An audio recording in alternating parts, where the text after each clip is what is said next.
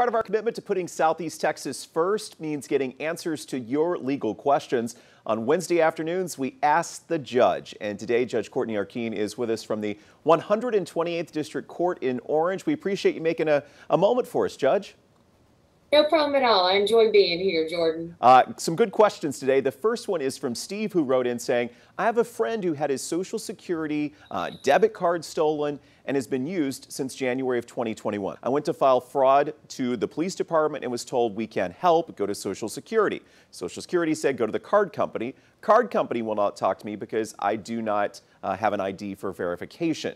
I need help. What do I do with nobody wanting to help me? Well, hopefully we can stop the runaround for this person. Yeah. The Direct Express Payment Processing Services is the company that handles all card issues, including card theft, for the U.S. Department of the Treasury.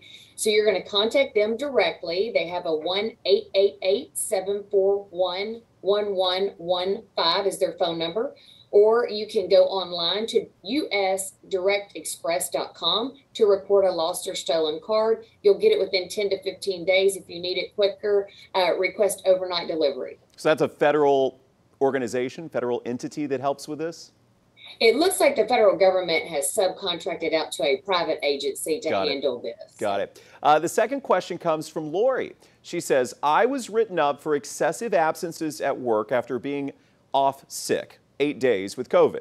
They received a copy of my positive test and I had to get a doctor's note to return.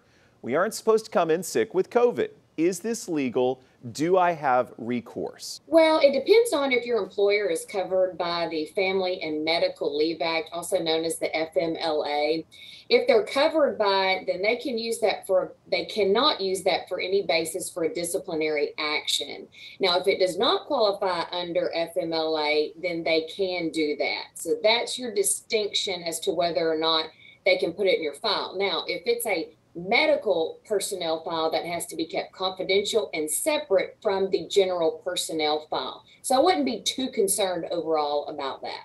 Kind of a technicality there that could work in the favor of the employee. All right, the last question comes from Cody. Cody says, how would anyone fight against false allegations in civil or family court? What is the best way to prove the allegations are false? Pictures, recordings, statements, witnesses? If someone makes a false allegation to gain leverage in any case, is that person committing any type of criminal act? So 2 questions here. Sure. So anytime you're trying to prove that something didn't happen or you're trying to prove a negative, it's always difficult. How do you prove when you did not do something? The best thing to do is to contact an attorney. Defense lawyers, typically in criminal cases, if this is one, are going to know different tactics. They've been trained to do so. You're going to want to gather the evidence. If there's any physical evidence that you were somewhere else when they say you were at maybe the scene of a crime, you're going to want to get witness statements or people who can vouch for your quote alibi. You're also going to see if there's any recourse. Now, if they filed a false police report, that could be false report to a peace officer. If it's a civil case, you could potentially sue for libel, slander, defamation, something like that. If they testify under oath and it is a lie, then they could be charged with perjury. You got to all of it, Judge. We are out of time, though. We thank you for walking us through that. You're welcome. Thank you. Good to see you. If you have questions for Ask the Judge, go to 12newsnow.com/askthejudge, and there's a form to fill out right there.